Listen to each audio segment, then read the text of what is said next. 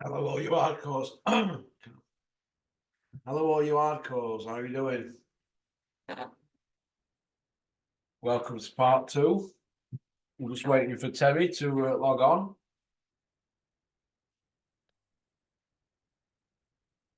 And here he is. Yeah, you were saying, Terry, regarding what we're on about there, Mayweather being the best out there at the moment.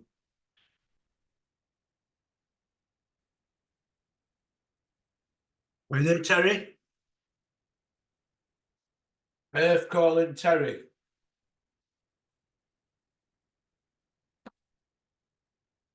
Can't hear you, Terry. What's he doing to me? What are you doing to me, Terry? Well, he'll be back in a second.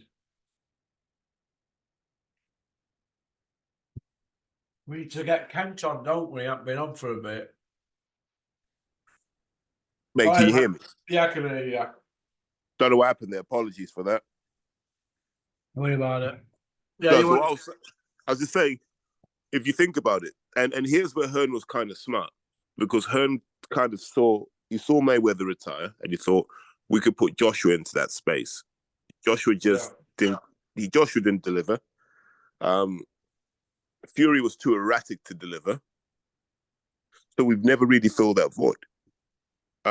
Crawford's not really the sort of guy to do that. Crawford's very much interested in being in Nebraska with his family and his friends. He's a boxing guy through and through. So we've never really replaced our figurehead with anybody. And so the money in boxing has never really got back to what it was, but people are still demanding the money that they were getting in the Mayweather days, even though we don't have Mayweather around anymore. Yeah. So let's say, for instance, they go for somebody like Devin Haney. How would that work out in UK? We'd come out for Haney. I genuinely think you could get, if you had Haney versus Conor Benn, you'd sell out the stadium. Think, yeah? I believe that. Yeah, I believe that. Oh, too? No, I think you sell out a stadium. I think you sell out the Emirates. Yeah, Tottenham, Emirates, Wembley. No, maybe not Wembley. But we come out, though. As Brits, we will come out. When someone says, oh, it's Haney versus Conor Benn, we will understand who Haney is. And we're like, we may not see him here again. It's the same way when Gervonta Davis fought one of the Walsh kids. Yeah, Liam Walsh, right. Everyone came out for that because we knew we were seeing someone special and we may not get to see them here again. Yeah. Well, I just think that Haney, be way too skilled for Ben, wouldn't he? He'd have way too much in his locker, wouldn't he? But you've got to weather that storm, though. I think Haney will make him look amateurish, yeah, 100%. But it will take I think people laugh when I say this. I think it takes a really, really good fighter, good boxer, and someone who's got technique and is vicious to beat Conor Benn. I think that 4-round storm that he can unleash on you, I can see people crumbling in the face of that. Can you? Yeah. I just wonder if they're going to throw him under the bus, because Conor Benn's obviously knows his boxing. He's got to be sat looking at the situation now. I mean, he's not that stupid. He must be thinking, well, I was that close to getting millions of pounds and it's gone away from me now. I'm back to square one and we're 18 months down the line. And all I've had is a fight with a journeyman at 154 and I couldn't get him out there. So he's going to be thinking, oh, fuck, I'm in a right. He's in a mess, isn't he? Everybody's basically laughing at him, aren't they? Because he can't get on, can he? Because of what's gone on. I tell you this now. Kell Brook has sat there going, there's a few million on that table for me. Yeah. And he's sat there ticking over Kell Brook. And do you know what? Kell Brook could even beat him, could he? No. Conor will stop him. Conor will stop Kell Brook. Yeah, because all time he'll catch up on him, Terry, do you think? Or in that time catches up, lifestyle catches up. The eye sockets will catch up. Everything will just catch up to Kel. But the more I look at it, that's the only real option for Conor Benn now, Kell Brook, because, like I've just said there, he's not going to want to fight all them hungry lions for less money. Because Brook will be less money than Eubank will, and these other ones will be even less than Brook one will be. So Brook's like, it's like going down into the championship, innit? Or into playoff final or something to try and get back into Premier League, and it's one of them sort of level type fights, isn't it? Do you think? But he's still going to get a decent payday, but not the Eubank money. Do you think? Let's go back to what we talked about earlier, Russ. When you hide your prospect from everybody, they don't have any rivals. Yeah. Had they put Conor Benn in at British level, and this had gone a bit south, maybe we could have said, "Hey, so and so's available. Fight him." We already saw the first fight. It was competitive. It was entertaining. We'll watch it again. But he hasn't got that. He hasn't got that with a Harry Scarf, with a Chris Congo. He hasn't got that with Echo ICEMAN. He hasn't got that with Josh Kelly. He hasn't got that. Even someone you could think of, like, who could you fight at 160? Even like a Felix Cash. You know, he hasn't got domestic rivals because they put all their eggs in the Eubank basket because they thought this would be box office. Now Eubank's gone. There's no one left. Whereas Eubank's got options because Eubank's got natural rivals like Billy Joe Saunders. You can resurrect that fight. Liam Smith, number 3, you can resurrect that fight. Do you think that Conor Benn can be sat there now in Eddie Hearn's office and be saying, "Eddie, you told me we were going to fight on this date. Now, Eddie's moved the goalpost 8 times since the first time. So they've moved it 8 times and we've all fell for it. After about 6, I kept thinking, no, this is not happening. But they've changed the dates 8 times on us now. And everybody keeps going like that, chasing carrot like a donkey, don't we? And they've got away with it for that long now and been used to getting away with it. I just think that Smith and the board and everybody else has said, you know what? We're not letting him get away with it, Eddie, one more time, and Crusher. And I think people have made a stand, and Crusher's in a tight spot now. And he's going to look to blame somebody any day. They mind all this, Eddie's my boy. And Eddie, like, he's my boy, and he's a nice kid, and I believe, listen, Fred West were a nice bloke. Didn't stop him driving round his area, did it? And in Austin Allegro, wasting people, hunting for prey. I don't want to hear Conor Benn's a nice kid. He hasn't shown me he's a nice kid. People coming out with that nonsense. He's a petulant, arrogant little kid who's had everything done for him. And he ain't a kid no more. His next birthday, he's 28 years old. That's not a kid. He's got 2 kids on here and he's married. So he's the man. You make your bed, you lie in it. He's failed 2 dope tests. 2 seconds.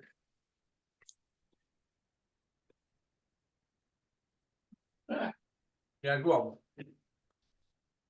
No, you're saying he failed 2 dope tests. Failed 2 dope tests, hasn't he? And he's not giving us an explanation. You're a grown man. The man, oh, this is a kid and he's a nice kid.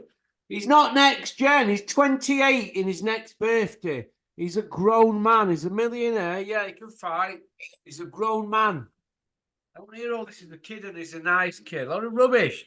If he were a nice kid, he wouldn't have been cheating. But what we want to know is who gave him the gear to cheat with. Right? Somebody's giving him it, haven't they? Who were it? Somebody's giving him it. I think we all know the answer to that, but it's a name best not said, right? Too many people in boxing don't want to wash it dirty laundry out, but it's all the same people, part of the same network. They're all feeding their boxers what they're feeding them. And we just lap it up. We buy into it. He just wasn't meant to fail a test. Do you think it'll come out, Terry? You think it'll come out? Oh, it were in end now? No chance. Why not? If it did come out, wouldn't that be a good thing? So everybody could say, well, we need to stay away from them because they're bang at it. You wouldn't have that choice. You know how boxing works. You work with who you have to work with. It's not about who deserves to work with your fighters. You'll be told what to do. Yeah, yeah. Okay. Anthony Joshua, Ben Davidson. You've had a lot of stick last couple of weeks. Eddie's just come out this morning and said Joshua's looking fantastic. Ben Davidson's done a great job. But they were saying that about Derek James and Robert Garcia, Joby Clayton, Angel Hernandez. And it's the same old story, isn't it? How can we judge Ben before they've even had a fight when people are giving an opinion on Ben Davidson? We've not had a fight, have they? It could, if Joshua gets beat on Saturday, it could turn on its head for Ben as well with his career, let me tell you. So he's at the crossroads this weekend, isn't he? He's a young trainer, Russ. Give him a chance. I'm giving him a chance. I'm just saying, if it goes pear-shaped, he'll get a lot of flack and it'll knock him back a couple of years, won't it? Yeah, look, he's got to make his mistakes now, right? Because he's still young. You know, he can't even look. The example I use is this, Russ. When I see personal trainers and they're 22 years old, and I'm there, I'm like, but what mistakes have you made in your life for you to be telling fully grown adults how to train? What mistakes have you made? Do you see what I mean? And Ben hasn't been through that cycle of making loads and loads of mistakes that you can learn from. Because there's only so much you can learn from books, Russ. You know this. Yeah. A lot of it you got to. I'll give you an example. I've got a mate, right? I've got a mate, and we were talking about these kids nicking Range Rovers and how easy it is, and he was like, "Oh, anyone could do that," and I'm like, "No, not anyone can do that." You know, it's not. What do you mean with caption holding it onto house and one on central locking on car on drive while they're doing it? Because you need a signal. Well, that's the relay device, right? Oh yeah. Well, they've got different devices now. Are they just punching through the locks now, aren't they? Or they're cutting the bit out the back of the boot lid, because the boot lid's plastic, Russ. So they're cutting a hole in the back, and you can just put the wires together, and it overrides the keyless entry system. Go in, override the software with the diagnostic box, and they're off. I know how people were getting them about 18 months ago, like I've just said to you, they were having to get a signal off your house. But sometimes you come from pub and you put your keys on windowsill downstairs, and you might go upstairs. I don't know, but I saw a program about it. But the insurance has gone through the roof on them now. Range Rovers. Won't touch him. Can't part exchange him. Can't do anything with Range Rovers now. No one's touching them. Yeah, that's true. Yeah, because you can't leave it on your drive and go on holiday, can you? It won't be there when you come back. It's well, they are touching you. You have to pay fortunes like these here. Pay fortune to insure his car. Well, okay, I'll give you an example, Russ. You can buy a Range Rover from an authorized Range Rover dealer. Land Rover will not insure you because their insurer won't cover them. So you can't actually insure your vehicle with Land Rover. Jesus. That's how bad it is. So they're basically they're shelling up money giving you ghost immobilizers now. So where does this leave Joshua then now with Ben Davidson? If they win, obviously Ben will be toast at town, won't he? And quite rightly so. No, I don't. Wyland's not the test we wanted to see. Let's be brutally honest. Yeah, there are two men in Saudi Arabia right now. In fact, three men in Saudi Arabia right now. We want to see Joshua fight. If he's not one of those three, we don't care. Jarrell Miller, Deontay Wilder, Tyson Fury. What do you think to Jarrell Miller coming out this morning on IFL saying that him and Eddie's beef squashed, and Eddie's quite disarming and charming and all that, and if they lose to Wallen, they're going to fight. That's what he said this morning. Hearn realizes Jarrell Miller sells fights. He's not stupid. Miller sells fights. I don't know if you've been watching him the last few days, Russ. Yeah, I've been watching a few bits. He's entertaining. You can't say he's not. And what I like about him is he's got balls as big as his chest. Just walks up to people, says what he wants. I like that in someone. You know, when someone's not afraid to say what he wants. Like he had Joshua backpedaling when they were face to face. Yeah, he did, didn't he? Yeah, Joshua were doing all hand signals and all that, wasn't he? Yeah, He goes into like hand signal mode, doesn't he? Once his arsehole's squeaking a bit. and so, but this, Russ, mate, I say this, a Squeaky lot. one. I say this a lot. Like everyone's a big dog till they're in a room full of big dogs. Yeah. And Joshua's a guy who's a big dog till he gets in that room of other big dogs, and you realize he's not. Yeah, he's not that big guy, is he? Whereas Fury had just been there, like Miller, just slating anybody to death who were there, wouldn't they? Fury and him, wouldn't they? Can you imagine? Yeah, they're beating each other's faces, nose to nose. Yeah. Whereas You know? Joshua, he's a bit more reserved, isn't he? No, I don't think he is. I think he's intimidated in that sort of environment. Yeah. Yeah. What do you mean his 'Cause arsehole's flapping? see, think about this, Russ. Flappy arsehole from Watford. When you're his size, Russ, how many fights do you really have growing up? Because nobody wants to fight you because you're that big. Yeah, no one was. You get away with being a big, intimidating guy for a big part of your life, Yeah. and then all of a sudden you start meeting other big guys. And he met who's the guy when he boxed Dillian? He met another big guy who could have it. Yeah. And go and watch that fight back. He didn't have it in him. He didn't have it in him then. Don't you think? I thought he beat Dylan easily, mate. Nah. I thought Dylan White didn't win a round, mate. He didn't even get a share of round two. He tried to share it, but I thought he lost round two completely, me. But he got a punch in at end, didn't he? And he's been dining out off that ever since. Dylan shite. Nah, didn't he? No. Did he drop him in the first? I'm trying to remember. No, I think I'm. To be honest, I'm not sure, but they had a bit of a battle after Belly won at rounds at beginning at fight, didn't they? Maybe round one or round two or something. No, when they fought in the amateurs, and Oh, in the amateurs, yeah. Yeah. Dylan got he took a count against Dylan, didn't he? But he didn't drop him. Yeah, but he. I mean, Dylan showed up and said, "I'm a big guy, fight me," and that was rough for Joshua. Yeah. Like I said, I just like to see people who, when they get hit, can just bang their gloves together and go, "This is going to be fun." Joshua hasn't got that in him. I think the other guys on that card probably have that. Otto Wallin doesn't, and I remember him from when I lived in Sweden. He's not that sort of guy.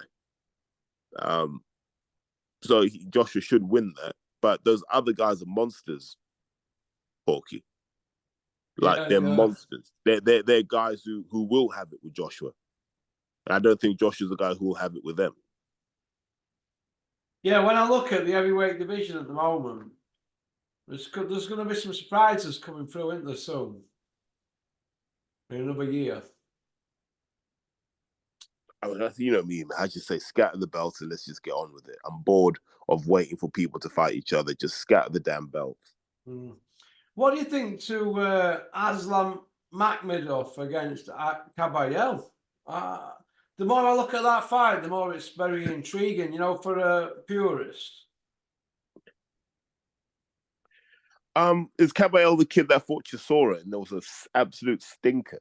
And they said that Derek were finished then. Even Fury came out after that fight in Monaco and said, I think that's it for Del Boy now. And he's fought him since then, hasn't he, Fury? Yeah, so it depends which Caballero shows up. If he does all that running stuff, then it's probably not going to be enjoyable. Are you going to be watching at Rico's this weekend, or are you going to your local pub? I don't even think I'll watch it, to be honest with you. Like, you will, nah, Terry. Russ, I don't think I will. No? Why? But okay, let me turn it around and go. For what? What am I really watching it for? I watched Dubois Miller, actually. No, take it back. I'll watch Dubois Miller. Oh, yeah. Yeah. Because I think That's going to be an interesting fight. Well, Miller needs to win. Dubois needs to win. So those guys ain't going to go through the motions. Dubois hits harder, doesn't he? And he's obviously probably fitter. You think?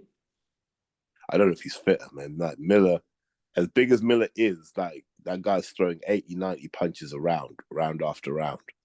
How's he throwing 1,200 punches a match, him? Mate, I don't know. Just watch him, man. His work rate is ridiculous. Is he on those special shakes? Well, aren't they all? Yeah. Yeah. Well, looking at Miller, I'd say, looking at him, you'd have to take him into deep water. Surely he won't be able to throw punches in round 9 if you've been hitting him all night, will he? Hey, but look at recent history. He might not have to. Yeah, no, yeah. Daniel Dubois, he's all right until somebody hits him back. And then all of a sudden, he's looking for a way out. So even Bricktop showed him a bit of tough love lately, hasn't he? He's more or less said he's got to sort his son out. He's got to deal with it. So Bricktop don't. He's not wet nursing them, is he? That's the word, isn't he? He's not wet nursing these like this brigade now, is he? No, but you see what Dubois is going through now, Russ? That's what I call seasoning. Yeah, that's what Joshua's going through, isn't it? Yeah, it's almost like Joshua's career has gone the other way around. Like he won all the titles, and then he did a seasoning. Yeah, and then he went to seasoning. Yeah, this is what he's having to go through with Daniel Dubois. Joe Joyce has just been through it. It's a bit of seasoning. Every now and then, oven blows up. You just have to roll with it, don't you? It's got to take your licks. Yeah. It's like that film, isn't it, with Tom Cruise, where Tom Cruise has just said, listen, you're going on about some bloke I've killed. He was just a fat guy.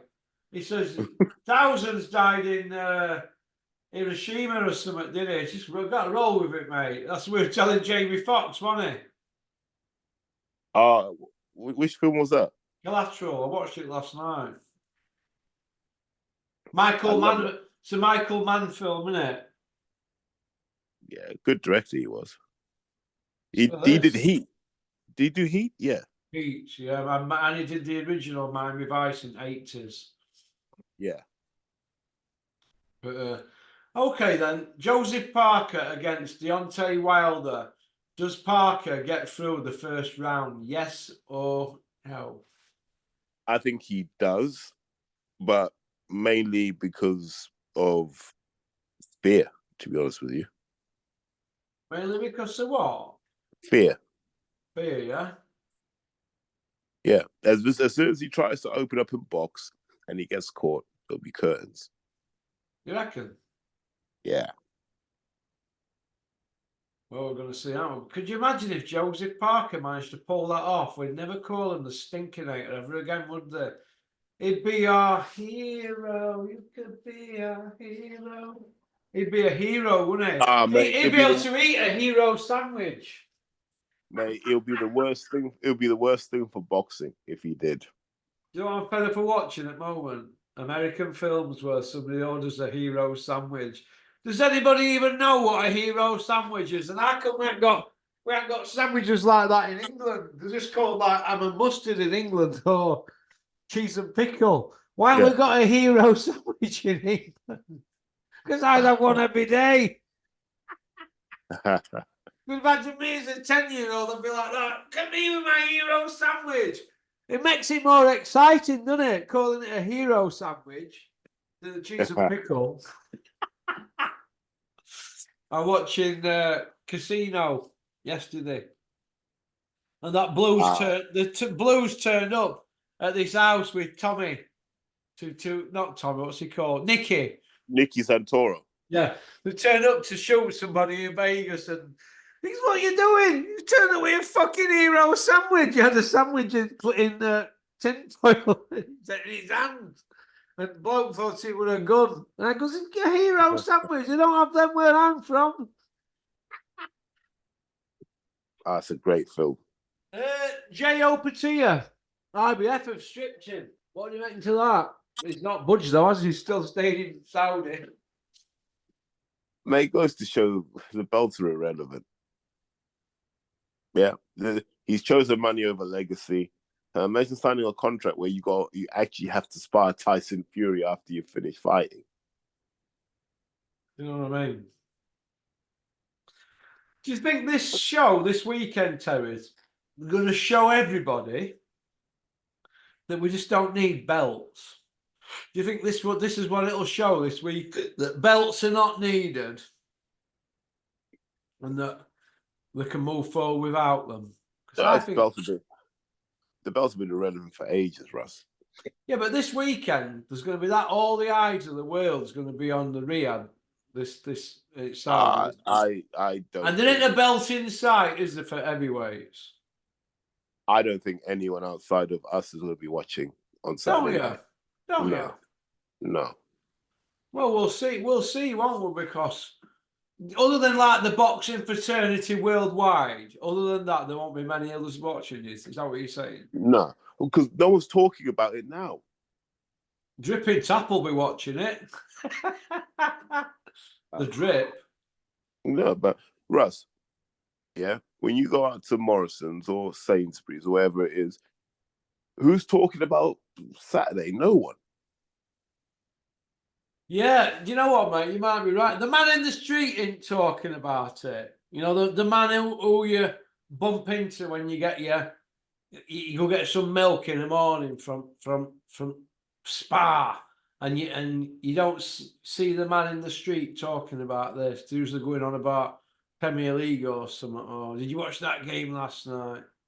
No, but example, right? When the Ben Eubank thing looked like it was happening, you were having conversations with non-boxing people about it. I've had a few conversations and people have said, "Oh, it's dragging on a bit now. What they're doing with it?" And that is what they were saying to me like 9 months ago, and it's still not happened. We're 18 months down the line, aren't we? Since first drug test. Once we get to this hearing after Christmas, 18 months, and he still hasn't handed in proof of how it got in his system. 18 months. So that just about for me. That sums up where boxing is. We're going to fight today earning millions, right? And his promoter telling us they're going to put him in massive fights and he's the next big noise, his pay-per-view and all that. He's failed 2 drug tests and at no stage have they given any explanation in 18 months. Can you imagine how many interviews that would be? Well, if it were one a day, it'd be about 550, wouldn't it, or something? So if we've had 10 a day, what's that? 5,500. That's of one person. Listen, they've had ample time to sort this out, haven't they? It's a joke. No, but Ben hasn't even apologized. Yeah, this is the problem. This is what we're up against, isn't it? It's a society problem, isn't it? Says me. I'm part of the problem. It's like I said, right? You got 2 kids of privilege trying to show that money can overcome anything. That's what this story is really all about. Well, you've got Calla from money, Eddie's from money, and I don't think Crusher Ben's old man's as rich as he makes out, but he's had a privileged upbringing, and he's so far. Now, why would they even try and put a fight on like that, knowing that there's been dope test failures? The 2 promoters knew about it, they've admitted it, they tried to hush it up, so they don't care for Conor Benn, they don't care for Chris Eubank, and they certainly don't care for boxing fans. And what I want to know is, why have they not been investigated by police for what's gone on? Well, didn't they try and commit attempt murder? Well, that's what they tried to do. They tried to commit attempt murder by putting a fight on with somebody with loaded gloves. Am I right? It's all there in black and white. Nobody has so much as knocked on their door and said, "Can you come downtown and answer some questions?" In other words, book him, Dano, murder 1. That's what I want to see. I want to see some of that Hawaii 5-0 when they book him. Book him, Dano, murder 1. Russ, we have a police force here that could easily investigate all the dirt and corruption in boxing, right? They choose not to. There are a number of reasons why. One of them is you'll find a lot of these people in boxing that talk about being tough guys and scary guys and carrying bags of money. You'll find that their names are on the informant register. A lot of people in boxing are on that informant register. and that's why they don't get touched. That's why boxing's in the mess that it is, because they're all on that informants. Well, not all. That's disrespectful, actually. A lot of these guys are on that informants register. What we're saying basically is there's people in the boxing industry that are just doing what they want, and that's what we're saying, isn't it? These promoters have just done what they wanted for the last 18 months with this.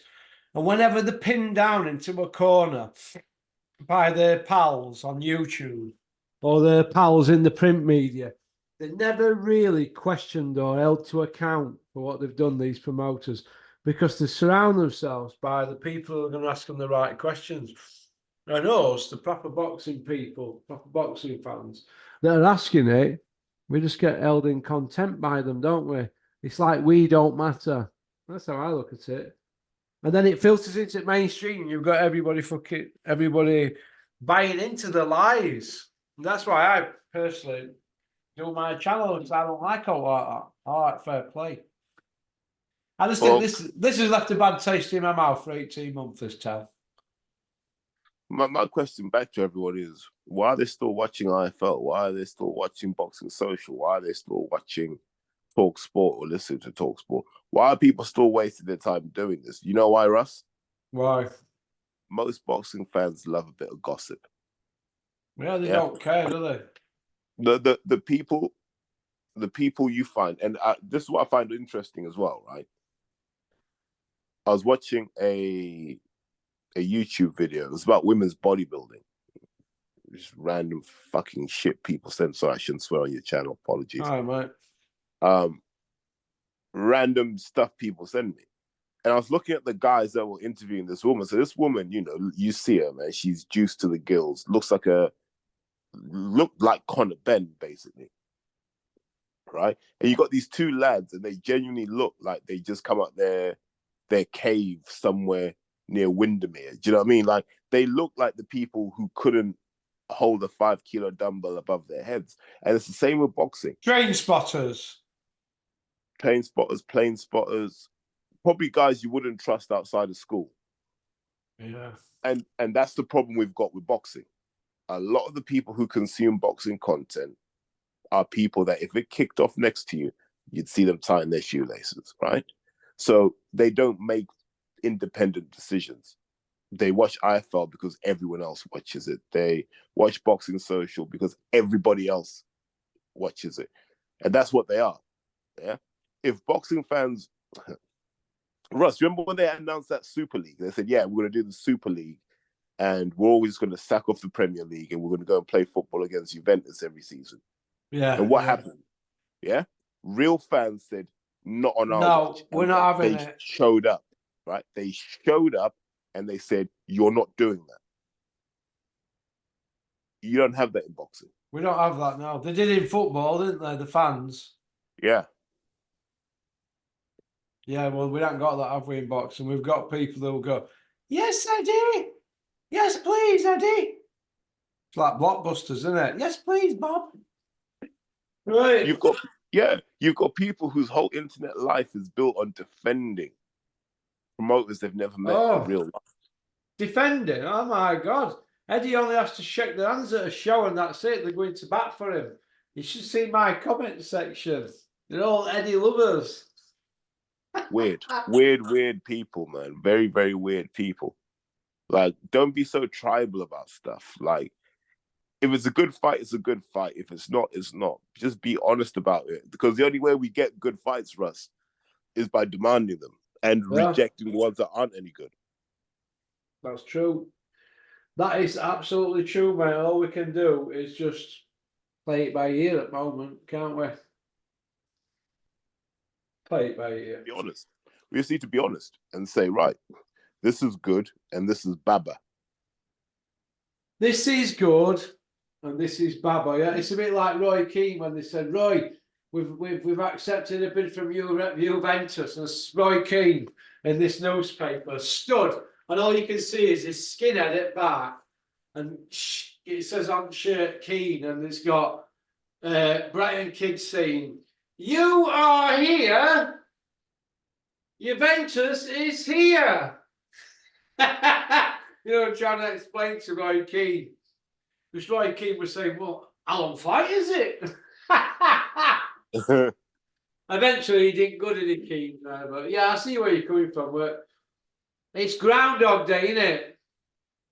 You know, Mate, we watch the same rubbish every time, and as fans, we then go, well, why aren't these kids like Sonny Edwards, Dubois? Why aren't these kids like Josh Kelly? Why aren't they competitive with their peers at world level now?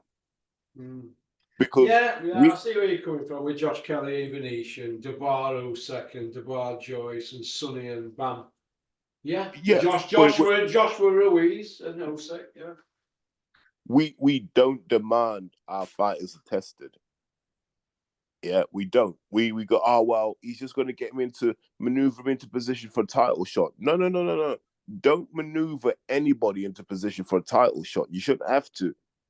They should earn it. Like our Brits have to sneak their way in by being mandatory. It's rare that we see a kid from this country where you're like, he's just so good, he has to fight for a world title. He's done that much damage in the division, he has to fight for a world title. all right, then, Terry. I'll give you one here. Here's one. You've just triggered something. Out of 18 weight divisions, which division have we got a Brit in? And he's screaming and bawling, I'm mandatory, I want my shot. There isn't one. No. Josh Kelly's WBO #1 ranked, 154, but he's not screaming for his shot, is he? Mate, look at who he'd have to fight for that belt. Tim Tszyu. Would you? Exactly. That's the point I want to make. Nobody's beating the door down saying, if I'm good enough, I'm old enough. Yeah. And if I'm good enough, I'll get paid. There's nobody doing it the old-fashioned route. Well, because you could make a good living fighting nobody. Yeah. It's like we talked about before, Russ. You could make such a good living being a grass now, right? Yeah, you can. What is it? They're paying you $1,000 for every kilo you snitch on.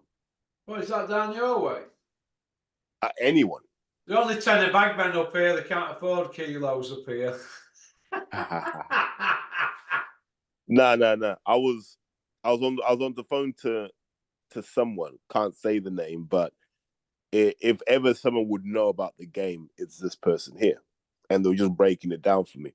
Like, it's so lucrative to grass now that what people are doing is rising quickly up the ranks, and then once the pressure's on, just sign up to that register. All right, that's where it's being delivered to. I mean, give me my $250,000 when you seize it. Yeah, we're at competition. Well, yeah, get the money. I don't have that problem anymore. Only problem I've got at the moment is where to get me diet whey powder from. Cheap. Do you know diet whey powder? I get it off Amazon, don't I? Right? 1 month it's 45 quid. The next month it's 35, and it keeps doing that all year round. I don't understand it. Well, remember, there's a relationship between the price of milk, and the cost of whey, because essentially whey protein is that bit of the milk that they don't put in the bottles, right? Oh, right. Oh, yeah, I see what yeah. You're doing from. So if the milk price goes up, supply will go up until it comes back down again. Then supply goes up. So there's almost like it's like a wave, isn't it? Yeah, it's prices. Like that. Crazy. Hey? Well, listen, you've been a gentleman. Thanks for coming on, Terry. No worries, pal. Tuesday morning. Have a great day, what's left of it. You too, mate. Speak to you soon, all right? All right. All right, bye. That was Terry. Women love him. Men want to be him. Bang. All right. Thanks for liking and subscribing and leaving a comment. All right. Peace out. I'll get these 2 videos out for you now. Booyaka.